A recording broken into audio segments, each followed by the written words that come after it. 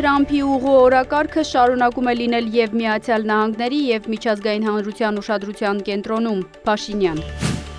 Կարող է ներգրավել ցանկացած երրորդ կողմ, որի շուրջ Հայաստանն ու Միացյալ Նահանգները ձեռք կբերեն համաձայնություն, Փաշինյանը թրիփի մասին։ Հայաստանի վարչապետը և ԵԽԽՎ նախագահը մտքեր են փոխանակել տարածաշրջանային և միջազգային հարցերի շուրջ։ Նիկոլ Փաշինյանը հանդիպում է ունեցել մի հետնախագահի հետ։ Իրանը կարող է դուրս գալ միջուկային զենքի չտարածման մասին պայմանագրից պատժամիջոցների կրկնակի կիրառումից հետո, Եվրոնյուզ։ Դատարանը Սահակաշվիլուն և նրա անվտանգության նախկին պետին պարտավորեցրել է մոտ $3 միլիոն վճարել պետական գանձարան։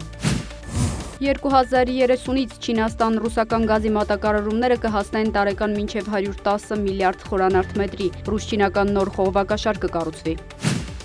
Մոլդովայում խորհրդարանի ընտրությունում հաղթել է իշխող Եվրոպամետ կուսակցությունը։